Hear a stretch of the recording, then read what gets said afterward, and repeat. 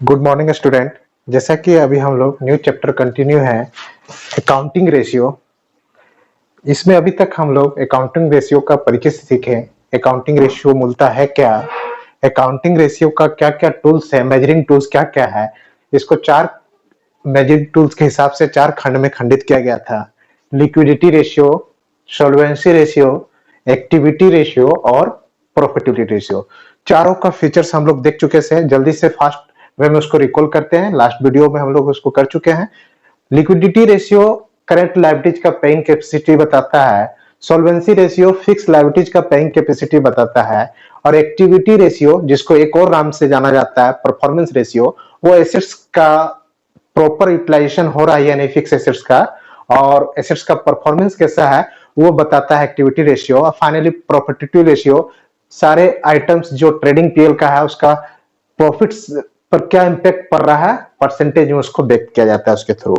तो सारे खंड को हम लोग डिटेल्स बार पढ़ चुके थे, किसके अंदर क्या क्या आ रहा है सब पार्ट्स उसको भी पढ़ चुके थे। तो आज हम लोग का कॉन्सेंट्रेट होगा, पहला का डिटेल अध्ययन करेंगे हम लोग लिक्विडिटी रेशियो जो था। लिक्विडिटी रेशियो, इसको हमारे सिलेबस में दो पार्ट्स में रखा गया है। First one is current ratio, current ratio. Second one is liquid ratio. Liquid, या इसको दो और नाम से जाना जाता है, लिक्विड बोलिए या acid test ratio, liquid ratio, acid test ratio या क्यूक रेशियो। अगर इतना शब्द बोला जाए तो समझिएगा एक ही चीज है, लिक्विड रेशियो के नाम से भी, एसिड टेस्ट के नाम से भी, या क्यूक रेशियो के नाम से। आइए करंट रेशियो पर हम पहले कॉन्सेंट्रेट करते हैं। जैसा कि लिक्विडिटी रेशियो का डिफिनेशन ही क्या था कि इसके थ्रू हम लोग संस्था के करंट लायबिलिटीज का पेइंग कैपेसिटी का अध्ययन करते हैं कि संस्था के पास पेइंग कैपेसिटी है कि नहीं करंट लायबिलिटीज को पेड करने के लिए।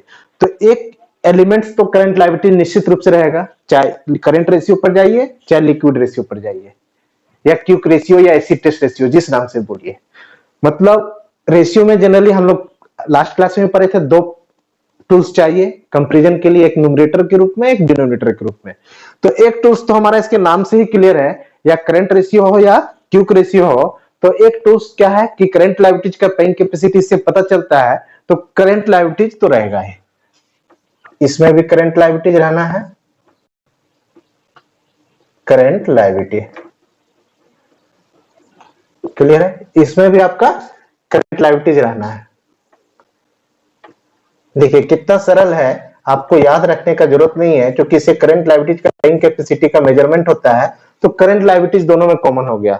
तो डिनोमिनेटर का काम हो गया। अब न्यूमरेटर में हम लोग कैसे करेंगे, करंट रेशियो में क्या लेना है, करंट एसेट्स लेंगे ऊपर में, करंट एसेट्स के और करंट एसेट्स और करंट लायबिलिटीज का तुलना होता है। तो करंट एसेट्स बटे करंट लायबिलिटीज आपका क्या हो गया, current ratio. Current ratio equal to current assets बटे करंट लायबिलिटीज। इसका स्टैंडर्ड रूप कितना निर्धारित किया गया है, 2:1। 2:1 कहने का से क्या हुआ कि करंट लायबिलिटीज से डबल हो करंट एसेट्स, तो उस जिस भी फर्म का इस तरह का सिचुएशन मिलेगा तो उसको हम लोग बेटर मानेंगे। क्योंकि अकाउंटिंग एक्सपर्ट्स लोग एनालिसिस के थ्रू और पिछले पास्ट कई एक वर्षों के अनुभव के आधार पर इस रेशियो का इजाद किया है, जिससे इसको एक मानक माना गया है कि अगर करंट रेशियो इसके नजदीक जितना आएगा उसको संस्था का बेहतर पोजीशन में माना जाएगा, कि करंट लायबिलिटीज का पेइंग कैपेसिटी उसके पास है। अब क्यूक रेशियो पर आते हैं। दोनों करंट लायबिलिटीज तो कॉमन हो गया, ऊपर में क्यूक मतलब देखिए यहां तो करंट एसेट लिए, तो सबसे पहले करंट एसेट्स हम लोग समझ लेते हैं क्या है। हियर करंट एसेट्स क्या है, ऐसा संपत्ति संस्था का जो एक वर्ष के अंदर नगद में परिवर्तनीय हो, लिक्विड में परिवर्तनीय हो। यहां लिक्विड केमिस्ट्री का लिक्विड द्रव नहीं है, यहां लिक्विड का मतलब रोकड़ा, कैश से है। तो वैसा संपत्ति या तो जो कैश के फॉर्म में हो, या मेरे पास हो तो कैश इन हैंड, अगर मेरा पैसा बैंक में हो तो कैश एट बैंक, मतलब कैश के फॉर्म में हो या कैश के फॉर्म में कन्वर्टेबल हो, कितने समय के अंदर, एक साल के अंदर। तो the assets which is in the form of cash already either convertible into cash with in 1 year is called current assets. मतलब वैसे सारी संपत्तियां जो या तो नगद के रूप में हो या 1 साल के अंदर नगद के रूप में परिवर्तित किया जा सकता है, करेंट एसेट्स होगा। तो इसमें क्या क्या ले सकते हैं? कैश इन हैंड, जो मेरे पास कैश है वो तो होगा ही। अब कुछ कैश हम लोग बैंक में भी रखते हैं तो कैश एट बैंक आ जाएगा, और कुछ कैश में कन्वर्टेबल होगा जो 1 साल के अंदर। पहला जैसे स्टॉक हो गया, स्टॉक क्या है? अनसोल्ड गुड्स है। मेरे बिजनेस में जो बिना बिका हुआ माल है उसको स्टॉक कहते हैं। तो कोई भी बिजनेसमैन स्टॉक को ये सोच के नहीं रखता है कि 1 साल के बाद स्टॉक को बेचना है।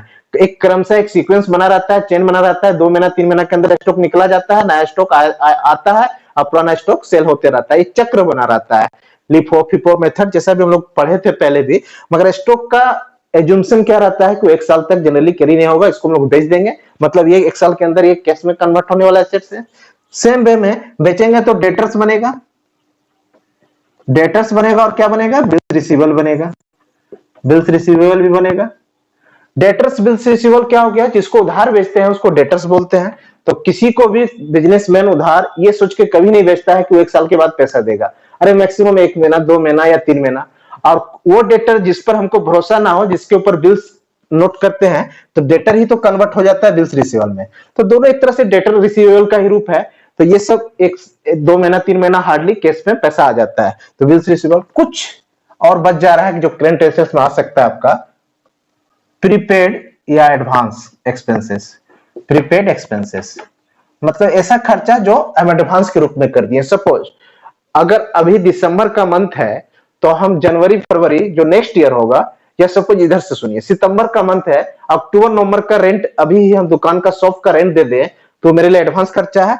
वो एक तरह से एसेट्स का रूप होता है। जब हम सितंबर अक्टूबर में जाएंगे तो हमको क्या होगा? उस महीना का रेंट नहीं देना होगा, क्योंकि ऑलरेडी 2 महीना का रेंट हम एडवांस के रूप में देख चुके हैं।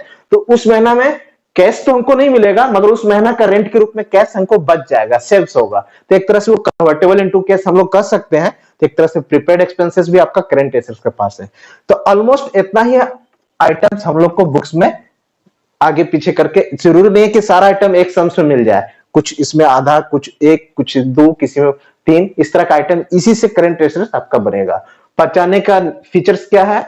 वह संपत्ति जो या तो द्रव्य के रूप में या नगद के रूप में ऑलरेडी हो, या तो मेरे पास हो तो कैश इन है, अगर हम बैंक में पैसा रखे हैं तो कैश एट बैंक, और जो संपत्ति को हम 1 साल के अंदर कैश में कन्वर्ट कर लें, जैसे स्टॉक, डेटर, बिल्स रिसीवेबल और प्रीपेड एक्सपेंसेस। तो these are the current assets. Same way में हम लोग करंट लायबिलिटीज को भी देख लेते हैं।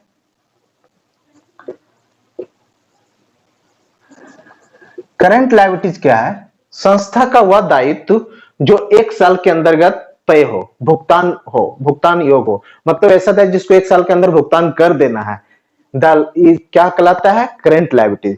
The liabilities which is payable with in 1 year is called current liabilities. For example creditors, सबसे पहला क्रेडिटर्स को ही हम लोग लेते हैं। क्रेडिटर्स किसको कहते हैं? जिसको माल हम लोग उधार बेचते हैं वो क्रेडिटर्स कहलाता है।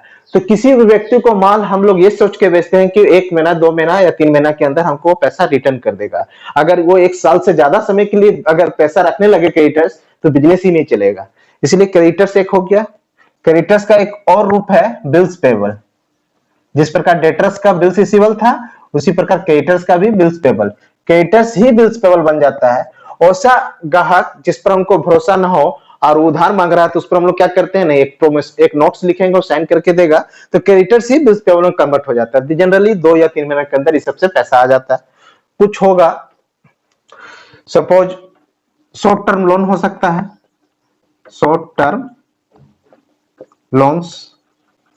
शॉर्ट टर्म लोन्स कहने का से जनरली लोन तो हम लोग 2 साल 3 साल 8 साल 10 साल के लिए लेते हैं, मगर जिसके नाम के पहले ही शॉर्ट टर्म लिखा हो, जिसके नाम के पहले ही शॉर्ट टर्म कर दिया हो, मतलब 6 महीना 8 महीना 10 महीना, तो इसका मतलब ये लोन 1 साल के अंदर पेबल है, तो इसको भी हम लोग करंट लायबिलिटी मान लेंगे। ठीक है। अब कभी कभी आपका हो सकता है जैसे प्रोविजंस कुछ हो, तो उसको भी हम लोग लायबिलिटीज के अंदर रख सकते हैं। मतलब ऐसा प्रोविजंस जो 1 साल के अंदर पेबल हो, जैसे प्रोविजन फॉर टैक्स, लाइक है ना, टैक्स के लिए हम लोग प्रावधान करते हैं, हर साल टैक्स देते रहते हैं, तो उस तरह का आइटम हो। तो ये सब क्या है? नेचर वाइज हम लोग कैसे पहचानेंगे कौन आइटम करंट लायबिलिटीज है? ऐसा दायित्व जो 1 साल के अंदर भुगतान होने योग्य हो उसको करंट लायबिलिटीज कहते हैं। आपकी बुक में जनरली इसी के अंदर सारा आइटम्स आएगा और जरूरी नहीं है एक सम्स में सारा आइटम्स हो, 2 भी हो सकता है, 1 भी हो सकता है। तो हम लोग करंट एसेट्स और करंट लायबिलिटीज को कंसेप्चुअल समझ चुके हैं। तो पहला फॉर्मूला आपका रेडी है, करंट एसेट्स बटे current liabilities, current ratio equal to, तो हम लोग करंट एसेट्स पहचान रहे हैं, करंट लायबिलिटीज पहचान रहे हैं, तो जो इंफॉर्मेशन रहेगा उससे हम लोग क्या करेंगे, सॉर्ट आउट कर लेंगे करंट एसेट्स को एक जगह और एक जगह करंट लायबिलिटीज को, बस उसको रेशियो के रूप में लिख देना है। आपका पहला फॉर्मूला हो गया। अब come to the second formula, liquidity ratio को 2 पार्ट्स में हम लोग पढ़ना है। दूसरा फॉर्मूला का नाम 3 नाम से पुकारा जाता है, या तो लिक्विड रेशियो बोलिए, या तो क्विक रेशियो बोलिए, या तो एसिड टेस्ट रेशियो बोलिए। 3 नाम हम बार बार इसीलिए 3 नाम से इसको रिकॉल कर रहे हैं। कभी कभी बच्चा को नाम चेंज करके एग्जाम में पूछ दिया कि एसिड टेस्ट रेशियो आप लोग निकालिए, हम तो लिक्विड रेशियो पढ़े हैं, हमको ये जानना बहुत जरूरी है कि दोनों एक ही चीज का नाम है। इनफैक्ट इसका 3 नाम से पुकारा जाता है, इसीलिए बार बार हम रिकॉल कर रहे हैं। क्लियर है? तो नीचे तो करंट लायबिलिटीज होगा क्योंकि लिक्विडिटी रेशियो का ये लोग पार्ट है ये दोनों, और लिक्विडिटी रेशियो क्या बोलता है, करंट लायबिलिटीज का पेइंग कैपेसिटी बताता है। तो दोनों में तो करंट लायबिलिटीज कॉमन हो गया, तो एक तो याद रखना बहुत आसान हो गया। इवन दो ऊपर में भी हम लोग क्या लेंगे, करंट एसेट्स भी लेंगे, मगर इसमें और जैसे और लिक्विड के रूप में लेंगे, करंट एसेट्स को और लिक्विड फॉर्म में परिवर्तन कर लेंगे। मतलब करंट एसेट्स में कुछ एसेट्स ऐसा है जो जनरली 5 महीना, 6 महीना, 8 महीना के अंदर केस में कन्वर्टेबल होगा, मगर हम इसमें ऐसा करंट एसेट्स को पिक करके लेंगे जो विद इन मतलब लिक्विड एकदम सुपर फास्ट करंट एसेट्स हो, उसी के लिए उसको बोलते हैं। पहले तो करंट एसेट्स ले ही लेंगे, उसमें से कुछ एसेट्स को हम लोग क्या करेंगे, इग्नोर कर देंगे। इग्नोर कर देना मतलब घटा देंगे। क्या क्या? एक स्टॉक को घटा देंगे और एक प्रीपेड एक्सपेंसेस को, प्रीपेड एक्सपेंसेस। यहां पर देखते हैं कि स्टॉक और प्रीपेड एक्सपेंसेस का क्या आशय है घटने का। क्योंकि करंट एसेट्स में हम लोग, करंट एसेट तो 1 साल के अंदर कन्वर्टेबल इनटू केस होगा ही, बट हम लोग ये करंट एसेट्स नाले केस को हम लोग क्या बोलते हैं यहाँ पे, लिक्विड एसेट्स। लिक्विड रेशियो है तो इसका नाम लिक्विड एसेट्स के लिया जाता है। लिक्विड एसेट्स कहने का मतलब जो करंट एसेट से भी कम समय में कैश में कन्वर्टेबल हो जाए, मतलब उससे भी फास्ट लिक्विड का रूप में कन्वर्ट हो, तो लिक्विड एसेट्स के नाम से भी इसको जानते हैं। लिक्विड एसेट्स में क्या होता है, करंट एसेट्स में 2 स्टॉक को और प्रीपेड एक्सपेंसेस को हम लोग नहीं लेते हैं, तो करंट एसेट्स में क्या माइनस कर दिए, स्टॉक और प्रीपेड एक्सपेंसेस।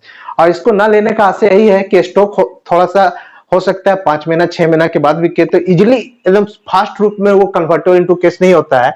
और प्रीपेड एक्सपेंसेस तो कैश में कन्वर्ट नहीं होता है, कैश को सेव करता है, जनरेट करता है, मतलब उस साल का एक्सपेंस का पैसा बच जाएगा। क्योंकि हम लोग क्या होता है कि शुरुआत में ही उसका पैसा एडवांस के रूप में देते हैं, तब जब उस समय आता है, जब ड्यू का समय आता है तो पैसा नहीं देना पड़ता, तो पैसा सेव होता है। इसलिए 2 एसेट्स को हम लोग इग्नोर करते हैं करंट एसेट्स में से। कौन कौन करंट एसेट्स नहीं लेंगे, स्टॉक को नहीं लेंगे, ये दोनों भी करंट एसेट्स है, बट ये लोग फास्ट रूप में कैश में कन्वर्टेबल नहीं है। और यहाँ हमको लिक्विड एसेट्स ऊपर में रखना है। लिक्विड रेशियो में लिक्विड एसेट्स बटे करंट लायबिलिटी होता है। और लिक्विड एसेट्स कैसे निकलता है, करंट एसेट्स में 2 एसेट्स को हटा देने पर, स्टॉक को और प्रीपेड एक्सपेंसेस को। इसका भी एक स्टैंडर्ड रूप रखा गया है जो आपका 1:1 है। 1:1 करने का मतलब करंट लायबिलिटीज और करंट लिक्विड एसेट्स बराबर हो तो उसको अच्छा माना जाता है, या इसके समीप जितना भी मेरा आउटकम्स आएगा सम्स का उसको अच्छा माना जाएगा। इसका समीप जो भी संस्था का अगर लिक्विड रेशियो पहुंचता है तो उसको अच्छा माना जाएगा। आइए, ये हो गया कंसेप्चुअल पार्ट। हम लोग क्या करेंगे, इस पर बेस्ड सम्स देखेंगे। आपके टेक्स्ट बुक से सम्स लेंगे ताकि कंसेप्ट क्लियर हो जाए, और कैसे बनता है उसको भी हम लोग समझेंगे। और बहुत ही सरल है, फॉर्मूला भी आसान था, और बस हमको इसमें करंट एसेट्स पहचानना आना चाहिए था और करंट लायबिलिटी, और उसको पहचानने का तरीका हम लोग नेचर जान गए हैं। जो 1 साल के अंदर कैश में कन्वर्टेबल हो करंट एसेट्स, जो 1 साल के अंदर पेएबल हो करंट लायबिलिटीज। आज टेक्स्ट बुक से क्वेश्चन नंबर फर्स्ट ही लेते हैं। क्वेश्चन नंबर फर्स्ट, आइए देखते हैं what is given in this. Here given है from the following information calculate current ratio। Particulars में क्या क्या इंफॉर्मेशन है, इन्वेंट्री दिया हुआ है, इन्वेंट्री को ही हम लोग स्टॉक बोलते हैं। डेटर्स है, कैश एंड बैंक बैलेंसेज है, फिक्स एसेट्स है, और कुछ इधर trade creditors, bills payable, provisions, long term depth है। हमको क्या निकालना है? Current ratio. Current ratio equal to क्या होता है? Current ratio equal to current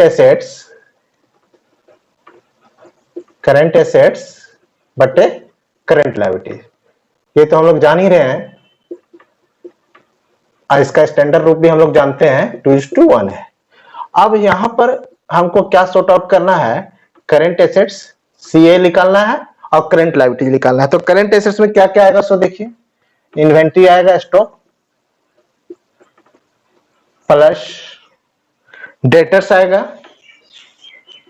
sums में आपका डेटर्स भी है, plus cash and bank balances भी ले लेंगे, ये तो कैश के रूप में है ही, cash and bank balances, plus fix assets नहीं आएगा, trade credit, bills payable, provision, बस इतना ही है।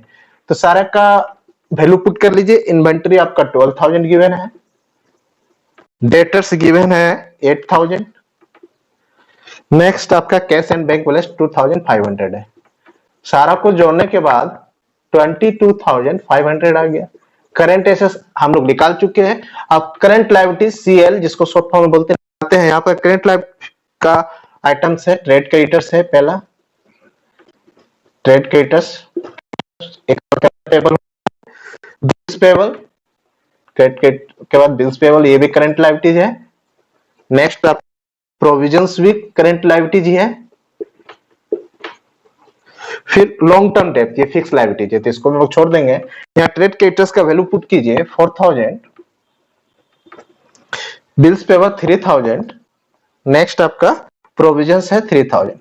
टोटल को हम लोग ऐड करते हैं 4, 3, 7, 10,000। आपका ये वैल्यू 10,000 आ जा रहा है। अब current assets current liabilities ready है, इसको हम लोग फार्मूला में पुट करेंगे। करंट एसेट्स का वैल्यू आया था 22,500 और करंट लायबिलिटीज का वैल्यू 10,000 आया। अब इसको हम लोग सिंप्लीफाई कर लेंगे, 2 सुनना, मतलब 2.25:1। इसको हम लोग रेशियो में ही व्यक्त करते हैं, तो ये आपका आंसर होगा। क्लियर है? हम लोग क्या किए? करंट रेशियो निकालना था तो फार्मूला पुट किए, करंट एसेट्स बटे करंट लायबिलिटीज, फिर पार्टिकुलर करंट एसेट्स को हम लोग निकाल लिए, डाटा जो गिवन था, और करंट लायबिलिटीज। अब इसको हम लोग इस कभी-कभी कमेंट करने बोलता है, निष्कर्ष बोलिए अपने आंसर का, जनरली कह सकता है, तो हम लोग यहाँ पर अब आंसर पर एनालिसिस करेंगे। इसका स्टैंडर्ड रूप कितना होता है? हम लोग बार-बार हम लोग जान रहे हैं कितना होता है स्टैंडर्ड रूप, 2:1। अब देखिए कि मेरा आंसर 2:1 का कितना नजदीक आया।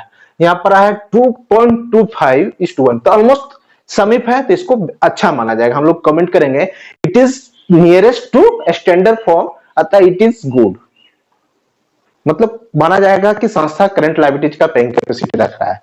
एक क्वेश्चन हो गया। एक क्वेश्चन हम लोग लिक्विड रेशियो, जो दूसरा पार्ट पढ़े थे, उस पर भी आधारित देखते हैं। आइए, आप ही के टेक्स्ट बुक से दूसरा क्वेश्चन लेंगे अभी।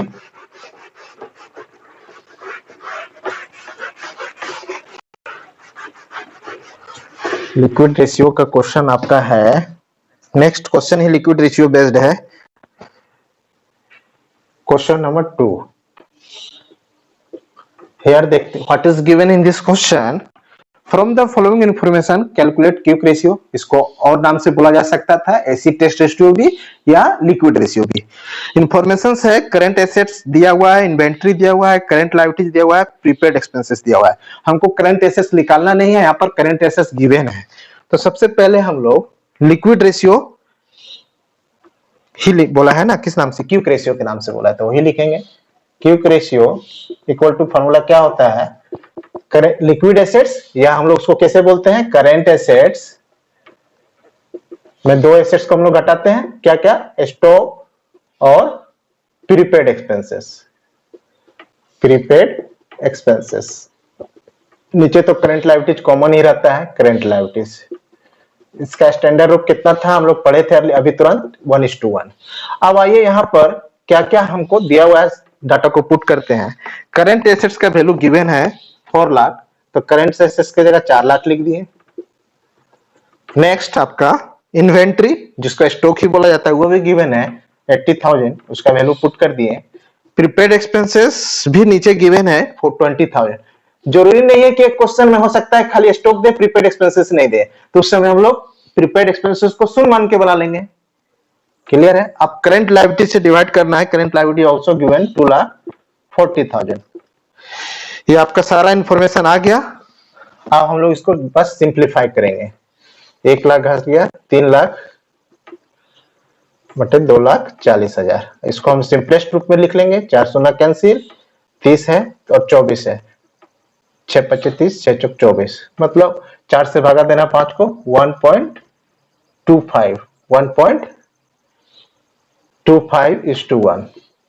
ये आपका आंसर हो गया। अब इस पे अगर कमेंट करने हम लोग को बोला जाता तो हम लोग कमेंट कैसे करते हैं, मतलब उत्तर का निष्कर्षण विवेचना कीजिए।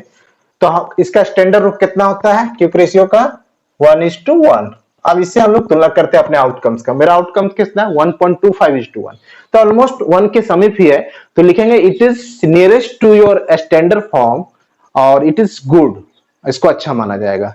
क्लियर है? तो इससे रिलेटेड जितना भी आपका लिक्विडिटी रेशियो का 2 पार्ट्स आप हम लोग आज अध्ययन किए, कौन कौन? करंट एसेट्स और liquid assets. Liquid ratio, current ratio और liquid ratio. Current assets equal current assets बटे करंट लायबिलिटीज आपका हो गया करंट रेशियो, और लिक्विड रेशियो लिक्विड एसेट्स जिसको कैसे बोलते हैं हम लोग? करंट एसेट्स में दो एसेट्स को हटा देना है, स्टॉक और प्रीपेड एक्सपेंसेस बटे करंट लायबिलिटीज।